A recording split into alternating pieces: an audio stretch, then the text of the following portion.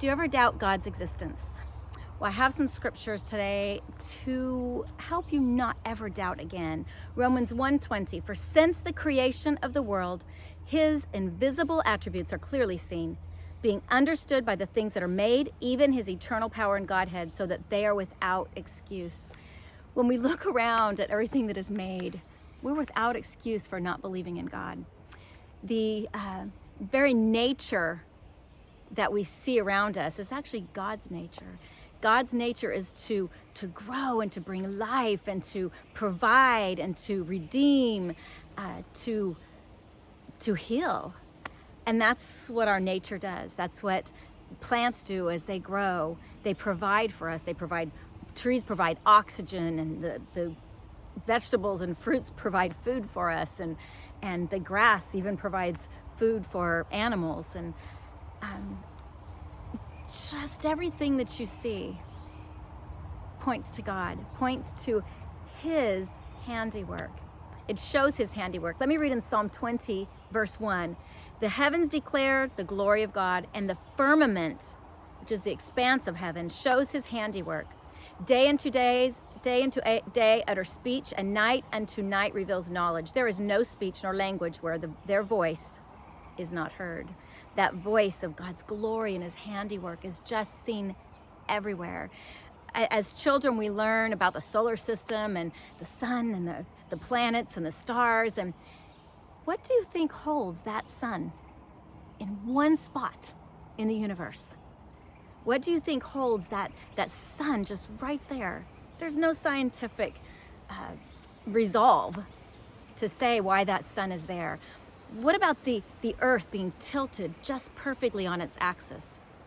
Explain that. How does that stay in that perfect formation year after year, decade after decade, millennium after millennium? How does it stay that way, where it times just perfectly for the seasons? There's no explanation other than God. It shows forth his handiwork. Man cannot do that. We think we can accomplish great things, and we have such knowledge because we are created in his image. But don't let the scientific facts of today warp your mind into thinking it's not God that's created these things. The sun, the earth, the seasons, just the perfect distance we are from the sun. Did we do that? No, God said, oh, I gotta have you right here so that you're not too close to be burned and you're not too far to freeze.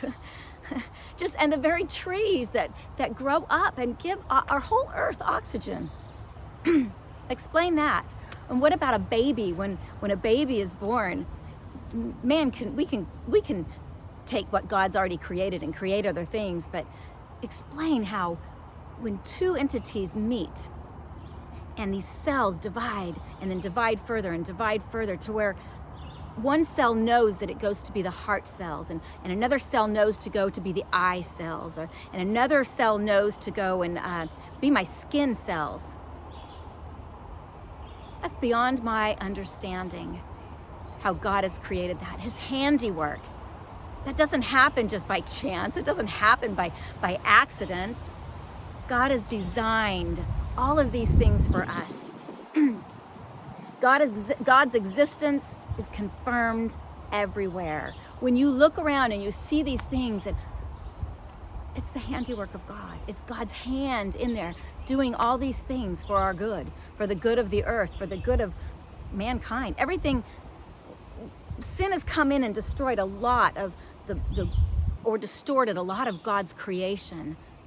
But when God created everything, he saw that it was good, and that was his plan, was to have perfect harmony. We kind of mess things up when we really mess things up when we step out of God's will and we do our own thing. Be careful that you acknowledge God this week. I want to end with Psalm 75:1. We give thanks to you, O God, we give thanks, for your wondrous works declare that your name is near. Remember that it is in God's nature, that everything around you, we call it nature, but it is God's nature. God's nature is for growth and for security and for safety and provision. That's God's nature, not merely nature. Know that his handiwork is right before you. When you step outside and see even if you don't see all this nature and wonderful citrus growing, if you don't see all that, but you still see mankind in front of you, know that that is God's finest work right there. When he created us, it's a miracle. It's a miracle that each cell knows right what to do and where to go. If you don't see, like I said, this beautiful creation, out in the nature, but you look at your fellow man, know that that is God's handiwork. Even though we mess it up sometimes and we choose to do wrong things, it is God at work. Acknowledge him. Acknowledge that he is God. Acknowledge that he has formed you in your mother's womb. Acknowledge that everything before you is God's creation. I'll be harsh for a second, but you're without excuse for not believing in God. We're without excuse for not looking around and saying, wow, there's a God. This week, acknowledge him in everything. Have a great week.